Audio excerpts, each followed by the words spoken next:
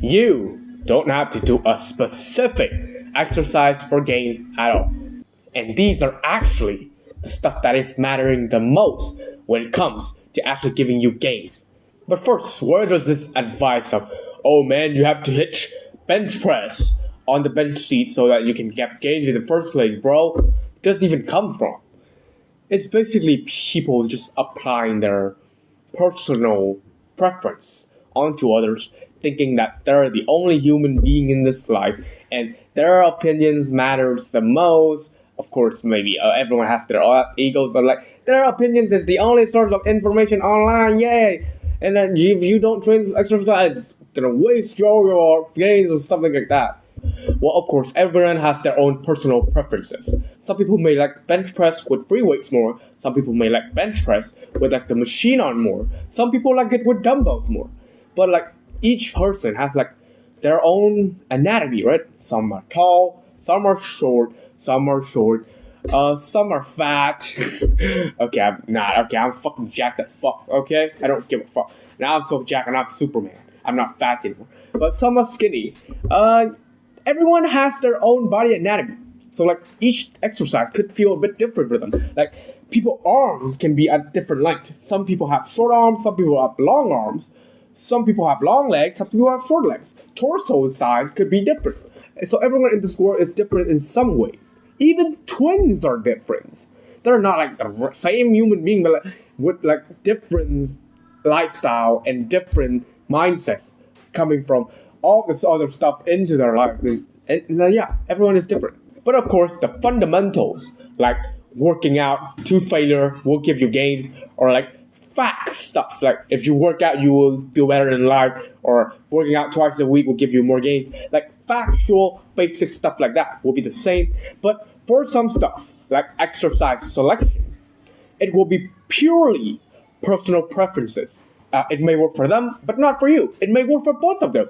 But preferences are something that is not a deal breaker, while fact are a deal breaker. You can't change fact. But preferences is something that changes a lot. So when people advise you like, oh, okay, you have to train bench press to actually get gains, bro. Sometimes if people are saying facts like, oh man, I think I only see you train legs once a week, but like you need to train legs twice a week to maximize gains, bro. You need to train it more frequently.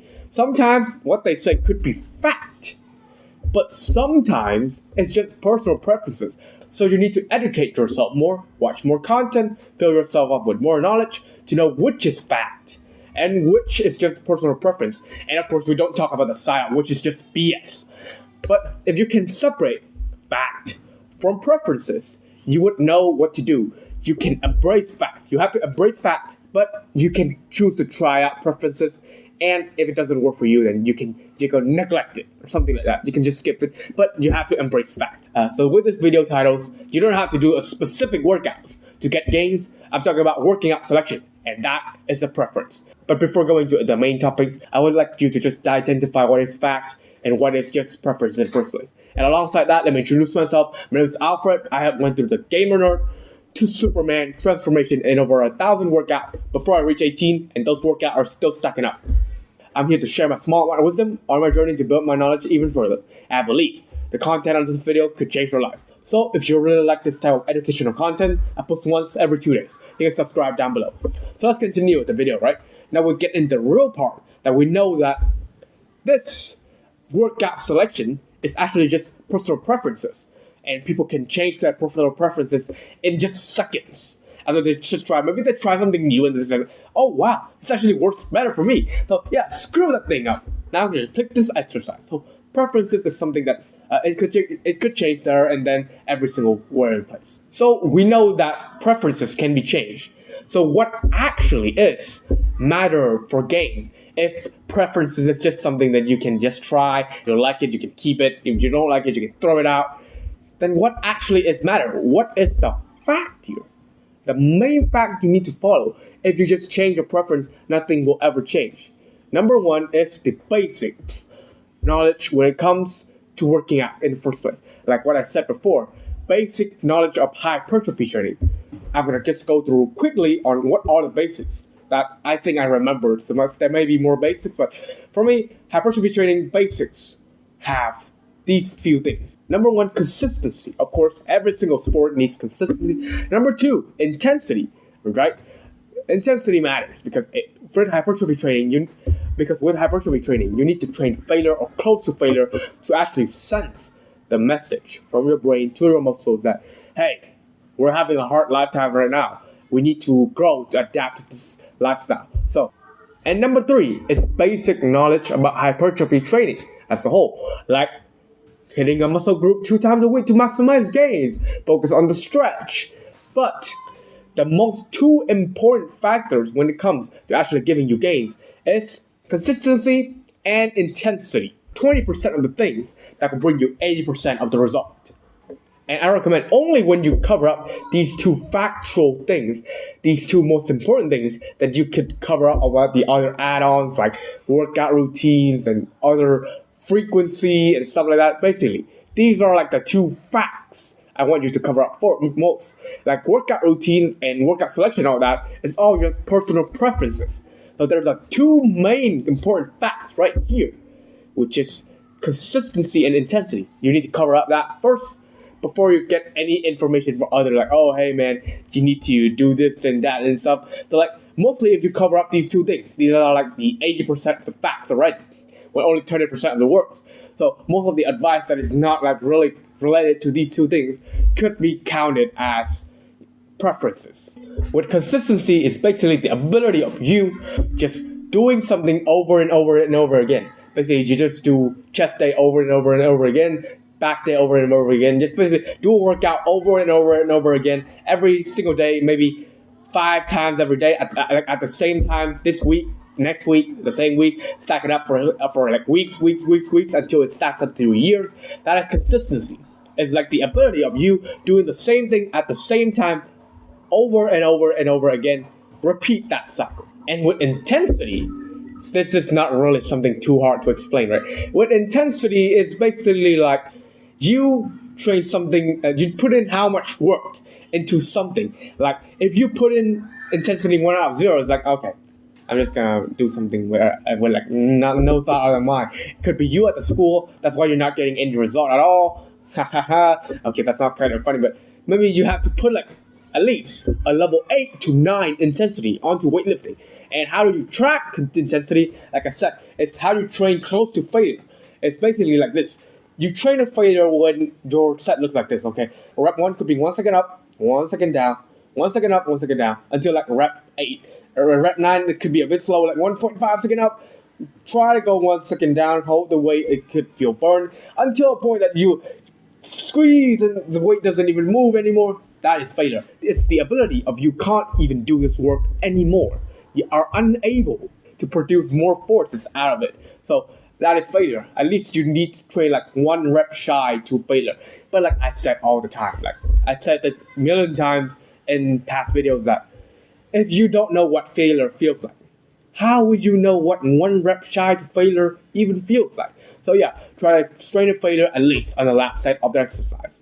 So if you cover up these two parts, which is the intensity and consistency. Okay, consistency before intensity, but if you cover up these two facts of working out and the facts of actually gonna give you gains, of stuff that are actually gonna give you gains, then the other stuff you can change a bit there and then. If you can have some add-ons of like your favorite workout routine, your favorite exercises, of course, it's gonna add up a bit there and then if you try and error a little bit, but these will give you 80% of the result, only 20% of the work. So you need to cover up these up first before you even cover up the part that's related anything to personal preferences. So how would you actually use this in real life and actually knows what is preferences and what is actually facts? Number one is just don't ignore everyone's opinions right away. Listen to them. Maybe a bit like, maybe that giving advice is like, oh hey man, this exercise is a better exercise, you should try it out. You can try it out. Of course, try it out first. See if you like it yourself or not. Try every recommendation you get first. If you haven't tried it first, see if you like it or not. So if you can find something you like more, you can add it on to your routine. Even if it's advice about preferences or facts. But you would need to learn more because these tools are in the group. There's another group called BS. They may spread like misinformation. The solution just study more, just research more, just watch more of my videos, and then you will be more educated. And then you should really know the line between like facts and preferences to BS. If they're giving advice about facts, like, oh hey, I have this very good tips about consistency. I haven't seen you working out for, I haven't seen you being consistent in the gym for a while. So maybe if you try like the strat of splitting the big stuff into the small stuff, like you can wear the shoe, go out to home, motivate yourself, something like that. And you can, oh, okay, this dude is actually giving some good advice about consistency. Having advice about consistency could boost my gains up around this pillar of 80% of the result.